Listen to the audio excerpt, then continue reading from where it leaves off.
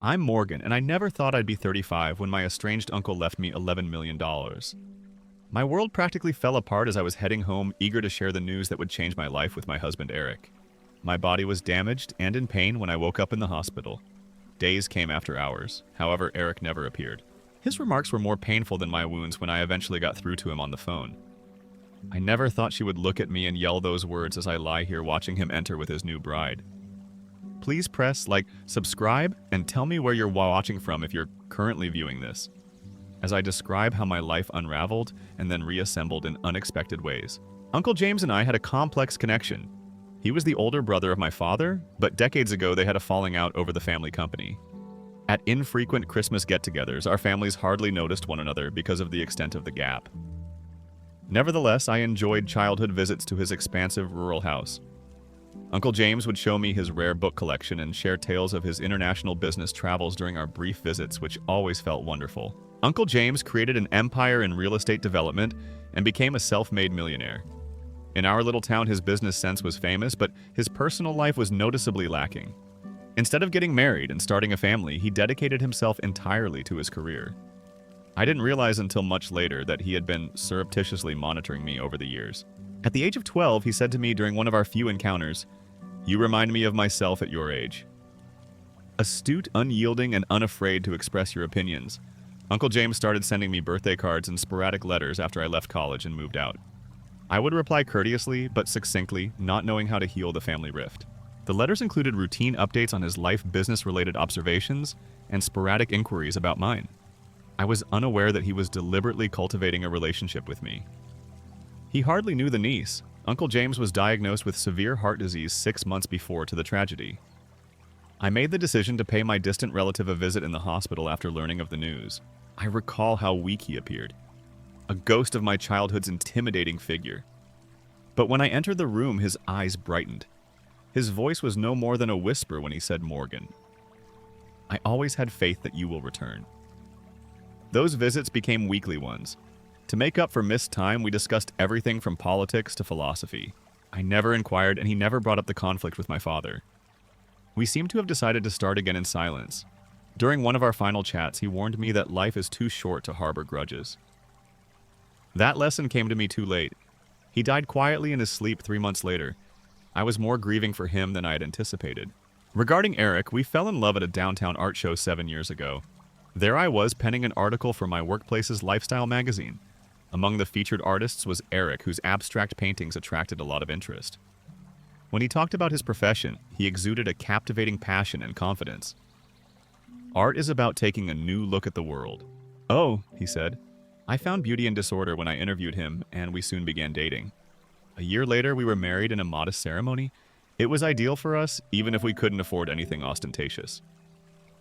Eric was adamant about being a successful artist, and I fully backed his ambition. To keep us financially afloat during the first several years as he pursued galleries and commissions, I accepted a more secure position at an advertising firm. Despite our financial difficulties, everything was fantastic. We dreamt about the future, saved where we could, and lived in a little apartment. While I proofread material for advertising campaigns, Eric would paint into the wee hours of the morning. The last 2 years had been different, even though we were partners, and each had our role to perform. The rejection appeared to alter Eric, and his creative career remained unchanging. He grew irritable, reclusive, and even vanished for hours on end without warning. When asked, he would lash out, saying he was networking with other artists or wanted time to ponder. As he made costly material investments for ideas that never appeared to come to fruition, our bank account steadily declined. You simply don't get it. His go-to answer for inquiries about his location or financial situation was the creative process. Morgan Wallace, Uncle James's lawyer, Benjamin Harrison, called me while I was at work. "Benjamin Harrison is this person. I am in charge of James Wallace's estate. Do you think you could visit my office today?" I consented, hoping for a note or tiny keepsake. I almost fell from my chair as Benjamin slipped the will over his desk. "I have everything left to me by Uncle James. In addition to the family property, his whole estate was worth $11 million. Benjamin clarified that following your reconciliation, he changed his will. The way you had shaped your life according to your own terms really amazed him. A letter written by Uncle James was attached to the will. I've moved on to whatever comes next, Morgan, if you're reading this. I've seen your development from a distance, appreciating your tenacity and good nature. You possess the same spark that I did, but with the insight that I did not. This money is not a solution. It is a tool. Make good use of it. Be joyful and keep in mind that love is more valuable than money. Uncle James of yours. I signed the required documents in the $11 million day. It was an incomprehensible sum. I could settle our bills. There was no financial pressure on Eric to pursue his work. We could start a family travel and purchase a home. There were countless options. I bought Eric a pricey watch as a memento of our fresh start when I stopped by a jewelry store on my way out. I chose not to call him to tell him. Such news was worthy of a good celebration. Nevertheless, I gave him a call to let him know I would be returning home early with some good news. He sounded preoccupied, even irritated. I'm in the middle of something sort of... Morgan. A fresh piece of art. Extremely experimental. Eric, this is crucial. In half an hour, I'll be home. Alright, just don't anticipate a lot of response. I am feeling quite creative right now. I hung up feeling eager, yet a little let down. He would undoubtedly feel different after hearing the news. I had no idea the call would be one of our final regular exchanges. As I turned onto the highway, the rain had just begun a fine mist that caused the road to shine in the afternoon sunshine. I recall playing a cheerful tune on the radio while I practiced in my head how I would explain the bequest to Eric. Perhaps I would force him to close his eyes, give him the watch, and then break the amazing news to him. When he learned we were financially free, I saw his face lighting up and melting away the tension of the past few years. I nearly missed it because I was so preoccupied with these ideas. The tires of a semi-truck 2 lanes over skidded on the damp pavement as it abruptly veered. I saw it jackknife the huge trailer swinging toward me like some horrible pendulum, and time seemed to slow down. It was too late when I gave the wheel a violent jolt to the right. It was a deafening crash. My car spun wildly and the airbag blew in my face with startling intensity, causing metal to crush against metal. I recall watching the pricey watch slide over the dashboard in slow motion as the watch box sprang open among the confusion. Strangely, the last thing that came to me was a highway sign for family insurance that said, "Protect what matters most." Then it got dark. The continuous beep of cardiac monitors and the hospital-only antiseptic odor greeted me as I woke up. It seemed as though a meat grinder had been used on my entire body. My chest ached sharply even when I breathed. I instantly regretted my attempt to move. "Easy there," warned a soft voice. "Remain still." I made myself look at the woman next to my bed who was dressed in blue scrubs. Her name tag said, "What occurred? Sarah Winters, RN." My voice sounded like a rasp.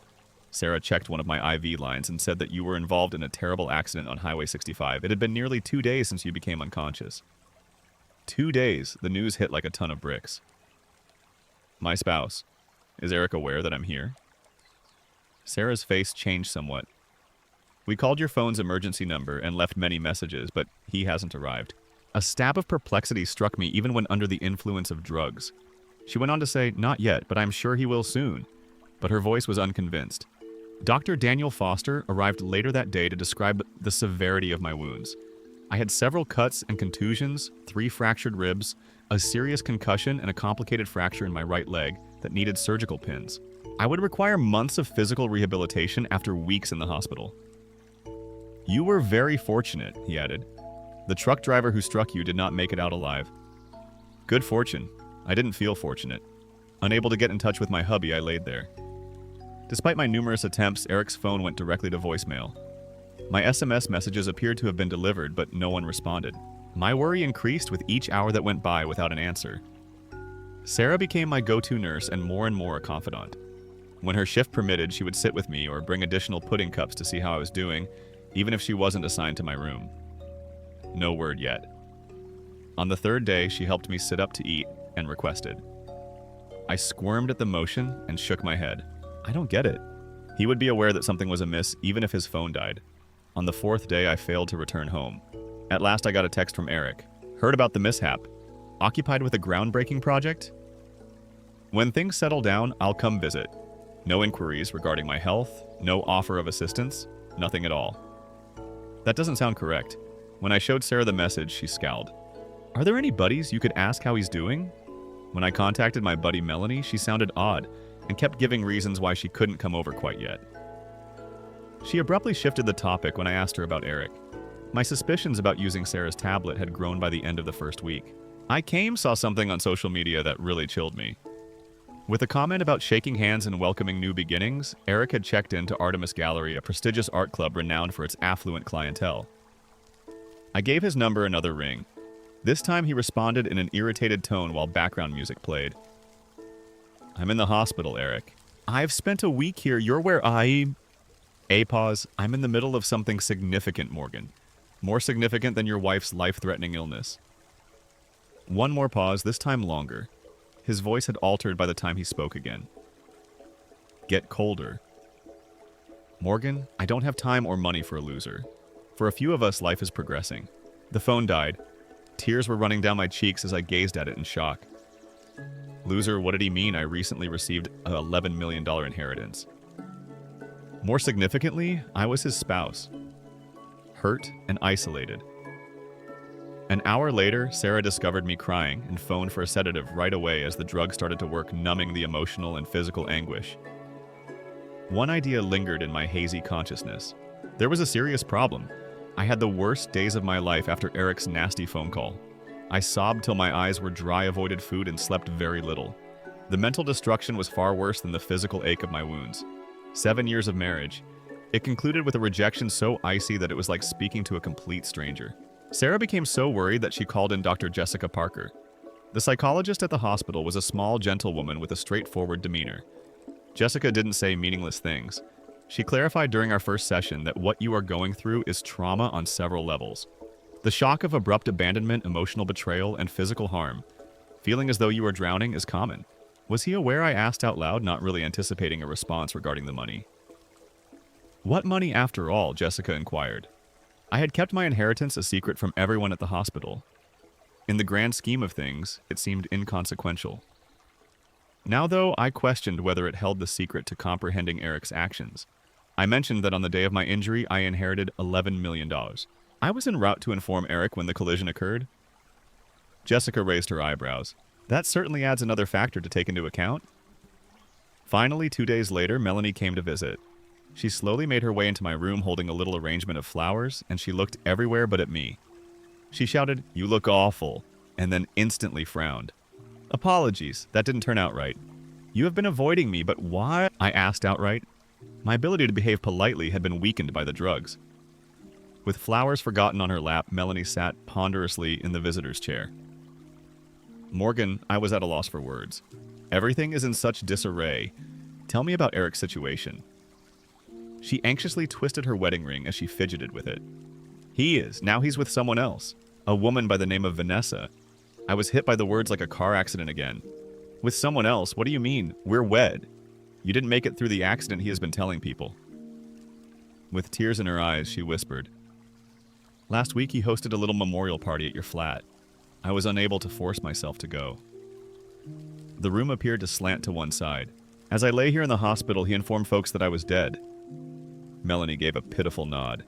It wasn't until Sarah phoned me yesterday that I realized you were still alive.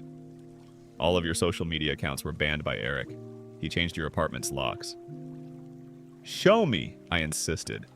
Show me this chick. Melanie reluctantly took out her phone and went to Instagram.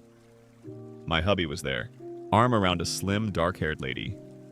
With champagne glasses in hand, they were at an art gallery opening and appeared to be a well-established pair. The woman's features evoked a strange feeling of familiarity. She was younger than me, perhaps in her mid-20s, well-dressed, and oddly had features that mirrored mine. Vanessa Laurent is her name. Melanie clarified that she works as an assistant at the Hayward Gallery. Mutual friends say they met around 3 months ago. Eric had been fostering a connection with this woman for 3 months while I was in town to see my dying uncle. I was physically sick. Melanie's voice fell even lower as she said, "There's more." People claim to have tied the knot last weekend. At the courthouse, a brief ceremony. Are you married? Within days following my injury, my spouse pronounced me dead and wed someone else. The enormity of the treachery was too much for me to comprehend. Sarah, who had been lurking close by, intervened when she noticed a hazardous spike in my heart rate monitor. She firmly remarked, "I think that is enough for today," and led Melanie to the door. I sincerely apologize. Melanie phoned back Morgan. I ought to have informed you earlier. Sarah sat with me after she departed. She remained firm as I attempted to interpret what I had discovered. At last she remarked, "You need legal help." This goes beyond simple treachery. It's a scam. She was correct. The next morning she helped me call Benjamin Harrison. I was starting to worry Morgan, the lawyer remarked. Regarding certain worrying events, I have been attempting to get in touch with you. I'll guess. With bitterness, I said. My spouse has inquired about my inheritance. Not just asking, he claimed to be your next of kin and came to my office to inform me that you had died in an accident. He produced what looked like death certificates and marriage certificates, but they were not examined well. He's attempting to embezzle my fortune. With everything finally falling into place, I remarked. It seems to be. He's not working alone either. He claimed that the young woman he brought with him should have some inheritance rights and introduced her as your sister. My sibling doesn't exist. Automatically, I said, then stopped. What was her name? Vanessa? A French surname, perhaps. My thoughts were racing. The well-known face. People had noticed how similar we were, her presence in Eric's life at the right time. Uncle James's health had started to deteriorate at that time. I want you to look into this woman's past, Benjamin. And tomorrow I need you to visit the hospital. I need to be ready for anything my hubby is preparing. I didn't get much sleep that night. I was mentally assembling the pieces of this strange puzzle. Before I told Eric about the bequest, how did he know why pick a lady who looked like me to pull this scam, and why did I recognize her so well more than simply the physical similarity? By morning, I was developing a terrible hypothesis that was so twisted that I could hardly think about it. For security reasons, I requested Sarah to install a little camera in my room. Then, using Melanie's number, which she had given me, I texted Eric's phone. I am aware of the inheritance. Morgan is conscious and recalls every detail. Before she speaks, you must correct this. The reply arrived in a matter of minutes. We will deal with it today. Delete this message. I was finally going to get some answers, and they were on their way. I spent the morning getting ready for the impending conflict, both psychologically and physically.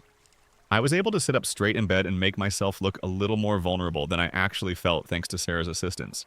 I received coaching from Dr. Jessica on how to regulate my emotions no matter what people said. She reminded me that you are in charge here. He can't take it away from you no matter what he says or does unless you let him. With his briefcase in hand, Benjamin arrived at midday and took his place in the window chair so that anyone arriving would not see him right away.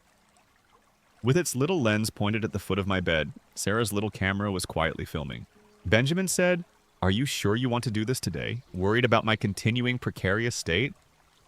This might be resolved through the appropriate legal procedures. I must see his face, I answered. I must know why. My door was knocked on at exactly 2 in the afternoon. Despite my calm demeanor, the monitor revealed my anxiousness as my heart rate increased.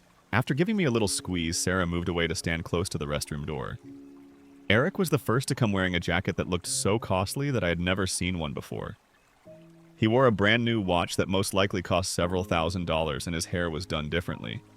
It was a startling transition from struggling artist to wealthy sophisticate. When he spotted me, his face was one of irritation that was soon covered up by phony worry rather than surprise or relief. "Morgan," he remarked in a dramatic tone.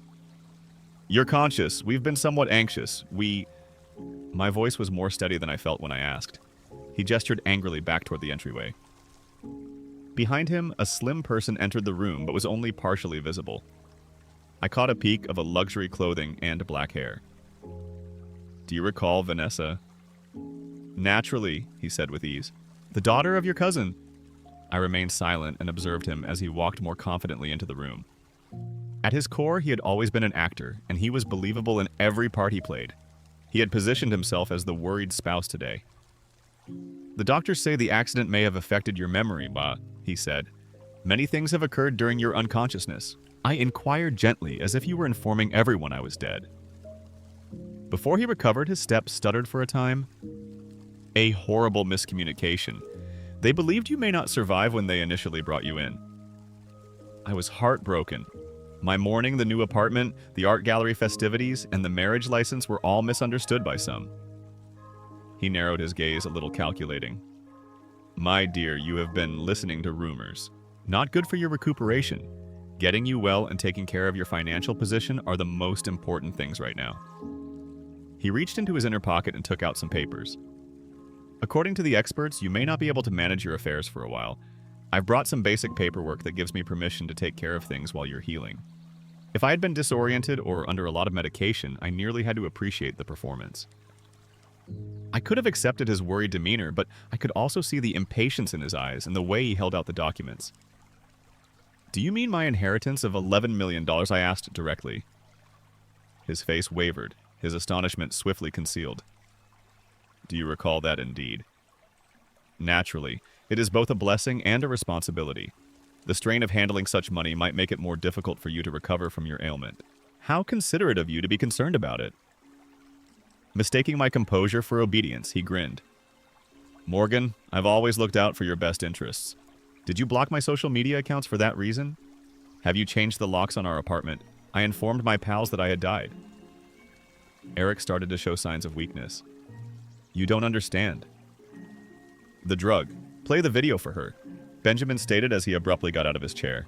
With real surprise, Eric turned around. What on earth are you, Benjamin Harrison, the lawyer for Mrs. Wallace? And the spouse who has been trying to con his injured wife must be you. Benjamin placed his iPad on the bed tray and saw surveillance footage from his workplace that showed Eric and a young woman claiming inheritance rights and presenting forged death certificates.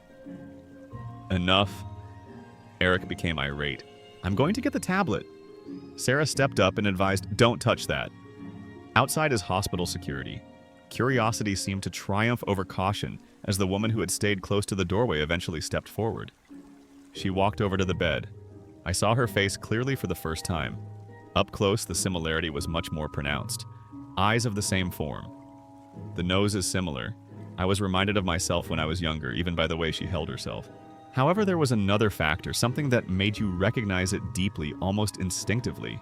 Vanessa's look changed from anxious to perplexed to surprised as she gazed at me. Her eyes met and her face went completely white. Her voice trembled as she murmured, "Oh my God." She's my mom. There was utter silence in the room. Eric grabbed her arm as he surged for her. He snarled and shut up. Follow the plan. However, Vanessa was enthralled, gazing at me as though she were witnessing a ghost. She retrieved an old snapshot from her handbag with shaking hands. She handed out the picture for me to examine and added, I have been searching for you my entire life. Her voice cracking. A teenage female cuddling a newborn infant was depicted in the picture. Her face was partially hidden, but it was definitely a younger me. It was a picture I hadn't seen in 17 years, one that I believed had long since been destroyed. The room seemed to swirl around me as I gazed at the proof of my most closely kept secret. The heart monitor's beeping intensified as parts of a jigsaw I was unaware of suddenly came together. When I took Vanessa's picture, my hands shook. As she cradled the small bundle for what she knew would be the first and last time, the adolescent girl in the picture looked so innocent and terrified, her eyes red with tears. Where did you purchase this? I muttered. It was with me when I was adopted, Vanessa said in a same kind tone. The sole connection I had to my biological mother. Ever since I was old enough to comprehend what it meant, I have carried it with me every day. Eric tried to step in once again. This is absurd. She is obviously attempting to control the situation, and is perplexed. With a fresh power that seemed to astonish everyone, including myself, I said, Be quiet, Eric. Simply said, stop talking for once.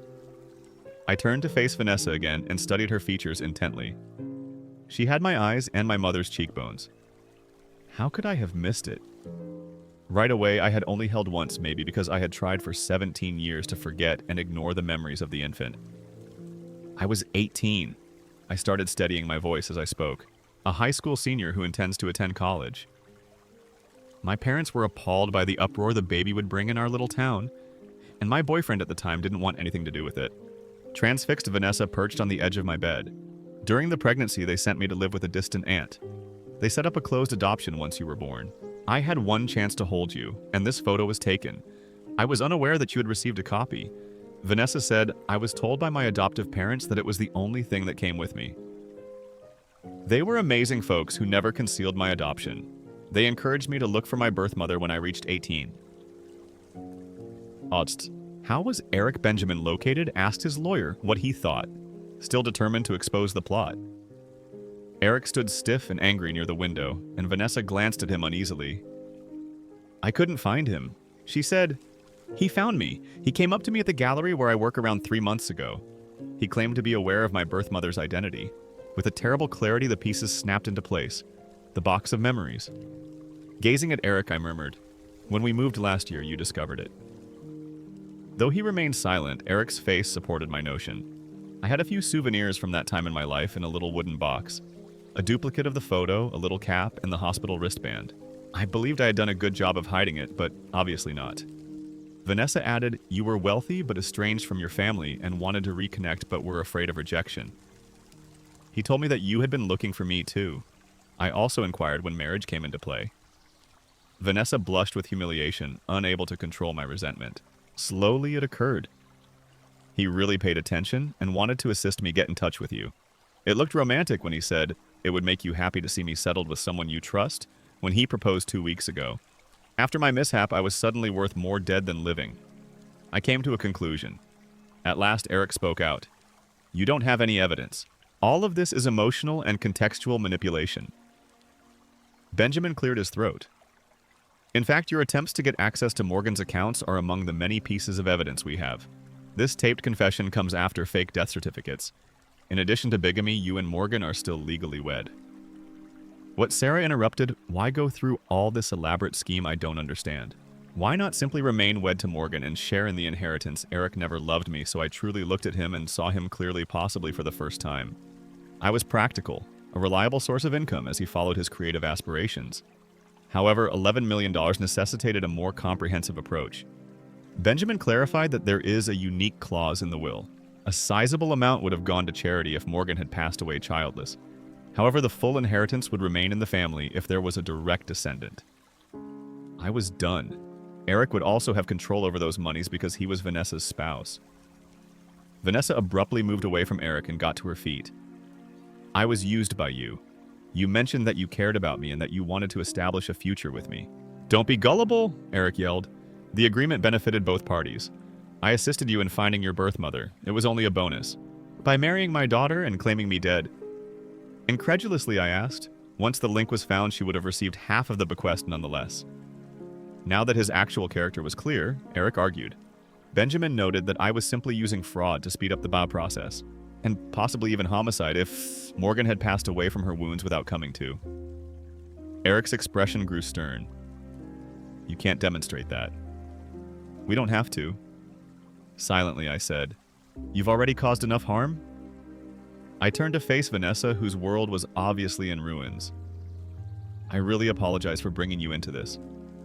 She brushed away her tears. "I've dreamed of finding my birth mother my entire life.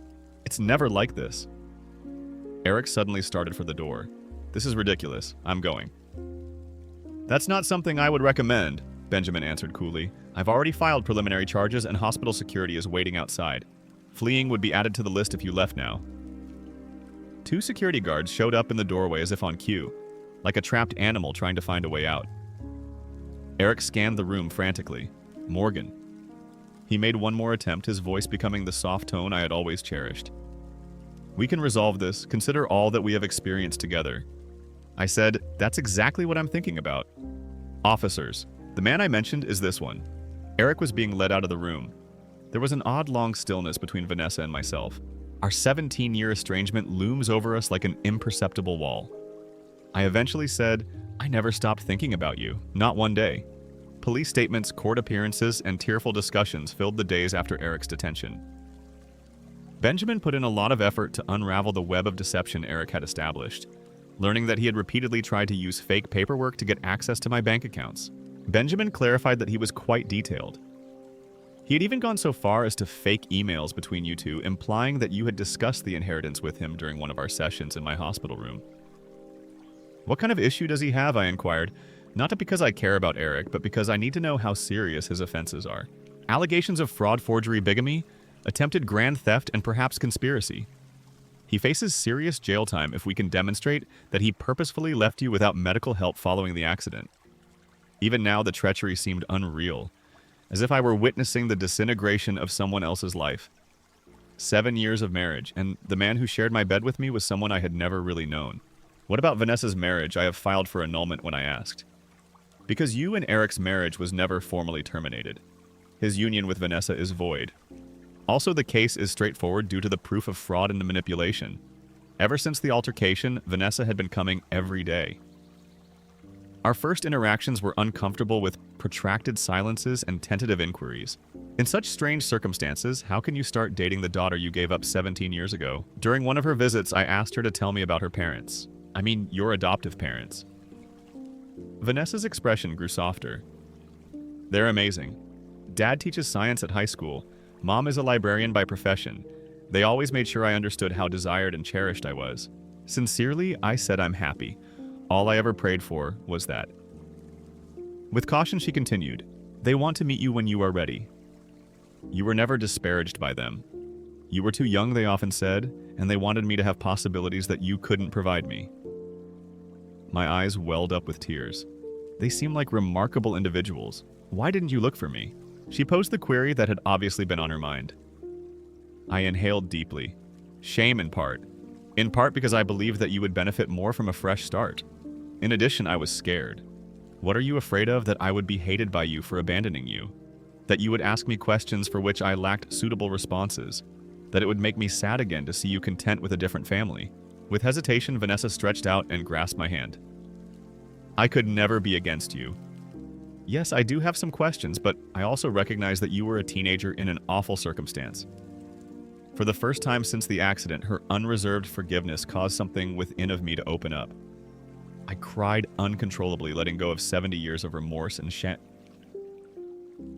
As my mental scars started to heal, Sarah, who had been monitoring my vitals, discreetly exited the room to allow us space. The gradual healing process also persisted in my physical recuperation. My leg had been expertly operated on by the surgeons, but it would take a while to fully recover. The demanding nature of physical therapy sessions frequently left me feeling demoralized and worn out.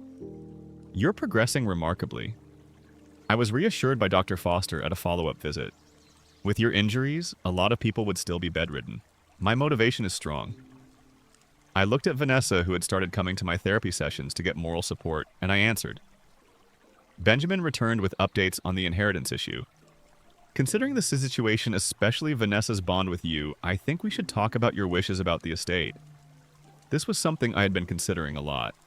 Uncle James didn't know about Vanessa, so he left everything to me. I think he would have added his great niece if he had known about her. You wish to divide the inheritance then, Benjamin explained. Indeed. Vanessa also objected right away. Morgan, no. You own that money. Money was never the reason I came seeking for you. I told her I knew that. You are family, though. I have to make up for 17 years of birthdays and Christmases with my family. Eric was arrested 2 weeks later. Detective Laura Jennings, the investigating officer, paid me a visit.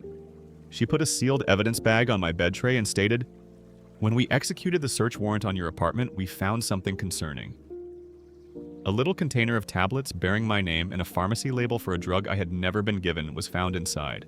Detective Jennings clarified that these potent sedatives are frequently used to treat extreme sleeplessness. The prescription date indicates that they were filled 3 days before to your accident. Sleeping has never been an issue for me. Confused, I said. These are the first time I've seen them. We are looking into the possibility that you were not aware that your husband was giving you medication. One of your neighbors said you appeared abnormally exhausted and confused during your last chat, and several others said they heard conflicts in the weeks before to your accident. The connotation was unmistakable and terrifying. Had the collision just been a convenient way for Eric to move forward with his intentions to get rid of me even before he found out about the inheritance, Detective Jennings acknowledged that we might never fully understand his intentions. But don't worry, we are making the best argument we can. As the day of my release drew near, realistic issues started to arise. For emotional and legal reasons, I was unable to go back to the flat that I had lived with Eric. A person who still needed medical attention and physical treatment could not stay in a hotel. Vanessa said, "You could remain with me. Although my house is modest, it has no stairs and an elevator." That was not how I could impose. I objected. An imposition is not what it is. I'd want to assist. She was adamant, then said, grinning a little, "Besides, we need to catch up on a lot of things." Sarah, who had grown close to me throughout my hospital stay, had another idea. "How about the property owned by your Uncle Benjamin?" said. "It's sitting there empty." The concept gained traction. I now owned the rural estate where I had spent those few but enchanted childhood years. To meet my recuperation needs, it would need to be updated and modified. However, it provided a new beginning away from the unpleasant recollections of my life with Eric. The city is more than an hour away, I thought. You would have a long commute to the gallery, Vanessa. She fidgeted with the strap of her purse and looked down. In fact, I left my position at the gallery last week. There were too many recollections of Eric's manipulation of me. "Now, what are you going to do?" She paused before responding. "I've been considering returning to school. I've always wanted to pursue psychology, maybe with an emphasis on assisting birth parents and adoptees with reunions." I didn't lose sight of the moment's serendipity. There is much space on the estate. While you work things out, you may remain there, and, of course, if you so choose. Her hopeful expression was sufficient enough. Somehow a new sort of family was forming out of the ruins of anguish and betrayal, one based on choice and truth instead than dishonesty. When I was eventually released from the hospital, 6 weeks after the collision that altered my life, it seemed oddly emotional to leave the place that had served as my home during this transition. I gave Sarah a strong embrace and promised to stay in touch and let her know how I was doing. She told me you were one of the strongest persons she had ever met. Recall the journey to Uncle James's estate during the difficult times. My estate was now peaceful. As I watched the city slowly give way to rolling hills and wide farmland, Vanessa focused on negotiating the twisting country roads. The terrain had been dusted with a fine layer of snow the previous evening. That felt appropriate for our new beginning. The home itself, a huge Victorian with wide windows and a wraparound porch, was larger than I had remembered.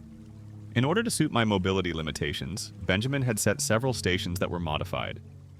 Grab bars in the restrooms, a makeshift bedroom on the first floor, and ramps beside the front stairs. What are your thoughts? As we parked into the circular driveway, I asked Vanessa. It's gorgeous. She said, her eyes as big as a picture book. We both had to get used to living together over those first few weeks. Although we were strangers in almost every other sense, we were biologically mother and daughter. We carefully circled one another, getting to know one another's routines and tastes as we settled into our new shared existence. Vanessa was a morning person who sung in the shower, I found out. She discovered that I needed coffee to operate and that I liked to be quiet until I had had my second cup. Little epiphanies that progressively strengthened our bond. A physical therapist came to my house 3 times a week to complete my physical rehabilitation. The discomfort persisted but changed with time. My body gradually recovered from the sharp stabs that gave place to dull pain. I progressed from using a wheelchair to using a walker and eventually crutches. Each transition a small victory celebrated with cupcakes that Vanessa would bring home from the local bakery. The emotional recovery was more difficult. Dr. Jessica continued our therapy sessions via video calls, helping me process not only Eric's betrayal but also the sudden reappearance of the daughter I'd given up. Relationships built under extreme circumstances can be intense but fragile, she cautioned. Give yourself and Vanessa time to develop a sustainable connection. Taking her advice, Vanessa and I began establishing rituals that helped normalize our unusual situation. Sunday movie nights, Thursday cooking experiments, daily walks around the property as my mobility improved. We talked about everything and nothing, filling in the senior gap in our shared history. One evening about 3 months after moving to the estate, Vanessa hesitantly brought up a subject we had both been avoiding. I would like you to meet my parents, she said. My adoptive parents, I mean. My stomach tightened with anxiety. Do they hate me? No, she said firmly. They have always spoken of you with respect. They understood you were in an impossible situation. The meeting was arranged for the following weekend. I spent days worrying about what to wear, what to say, how to thank them for raising the daughter I could not keep. When the day arrived, I was a bundle of nerves pacing the front hall with my cane. Mark and Diana Laurent turned out to be exactly as Vanessa had described, kind, unpretentious people who greeted me with warmth rather than judgment. We have always considered ourselves the custodians of Vanessa until you could be part of her life again, Diana told me over tea. We are so grateful that day has come. Even under these difficult circumstances, their generosity of spirit humbled me. Instead of seeing me as a threat to their relationship with Vanessa, they welcomed me as an addition to their family circle. By the end of their visit, we had made plans for holidays and future gatherings, expanding our unconventional family even further. The legal proceedings against Eric continued in the background of our new life. I attended court hearings when required, facing him across the courtroom with a strength I did not know I possessed. He had lost the charismatic charm that once defined him, appearing sullen and diminished in his orange jumpsuit. When he was finally sentenced to 8 years for fraud and related charges, I felt no satisfaction. Only a quiet relief that this chapter was truly closing. Do you still love him? Vanessa asked me once after a particularly difficult hearing. No, I answered truthfully. I mourned the person I thought he was, but that person never existed. He was a character Eric created like one of his paintings. As the seasons changed, so did the estate. We planted a garden in spring, transforming the neglected grounds into something vibrant and alive. I found unexpected joy in nurturing growing things, perhaps because it paralleled my own rebirth. Following Benjamin's financial advice, we established a charitable foundation in Uncle James's name, focusing on supporting young single mothers and promoting ethical adoption practices. The irony of using my inheritance this way was not lost on me, but it felt right. A way of creating meaning from my own painful experience. Vanessa enrolled in university that fall commuting to classes while continuing to live at the estate. Her passion for psychology was evident in how she approached everything, always considering the deeper motivations behind behaviors and choices. "You would have been a terrible artist wife," she told me one evening. As we sat on the porch watching the sunset, too practical, too grounded. "And yet I tried to be one for 7 years," I replied with a rueful smile. "Because you thought love meant supporting someone else's dreams at the expense of your own." Here, insight struck me deeply. "When did you get so wise?" "I had good parents," she said simply. "All 3 of them." As my physical recovery plateaued, I began considering what I wanted for my own future. The advertising career I had pursued mainly to support Eric's artistic ambitions no longer appealed to me. With financial security now assured, I had the freedom to reinvent myself completely. I started writing initially just as therapy, but eventually with more serious intent. My story, fictionalized but emotionally true, began to take shape as a novel. The process was cathartic, transforming pain into purpose. 1 year to the day after the accident, we held a small gathering at the estate. Sarah came along with Benjamin, Detective Jennings, Dr. Jessica Melanie, and Vanessa as adoptive parents. People who had supported us through the darkest times now sharing in the light. As I looked around at these faces, at the unlikely family we had created from the wreckage of betrayal, I was struck by the strange alchemy of life, its ability to transmute lead into gold if given enough time and pressure. "I want to propose a toast," I said, raising my glass to unexpected journeys and the people who help us navigate them. Later, as Vanessa and I sat alone on the porch steps after everyone had gone, she asked the question that had been on both our minds. "Do you ever regret it? Not the adoption, but everything that happened after the accident? Discovering Eric's betrayal, all the pain." I considered carefully before answering. Regret implies I would choose a different path if given the chance, and I would not. Not if it meant not finding you again. Money can reveal people's true characters, stripping away pretense and exposing what lies beneath. Eric's betrayal taught me that painful lesson, but it also brought me back. My daughter gave me a second chance at a relationship I thought was lost forever. Sometimes the worst moments of our lives create openings for the best to enter. The crash that broke my body led to healing my heart. The husband who betrayed me inadvertently reunited me with the daughter I had grieved for 17 years. The inheritance that made me a target also gave me the freedom to rebuild my life on my terms. As the stars appeared above us, I realized that true wealth had nothing to do with the millions in my bank account and everything to do with the authentic connections I had formed in the aftermath of disaster. I had lost a husband but gained a daughter. Lost illusions but gained clarity. Lost my old life but gained one infinitely more real and satisfying. "What are you thinking about?" Vanessa asked, noticing my silence. "That sometimes you have to survive a crash to find your way home. Have you ever experienced a betrayal that ultimately led to something positive in your life? I would love to hear your stories in the comments below, and if this journey resonated with you, please hit that like button and subscribe to hear more stories of resilience and unexpected second chances. Share this with someone who might need a reminder that even our darkest moments can lead to dawn. Thank you for listening to my story, and remember that sometimes our greatest strength emerges from our most vulnerable moments.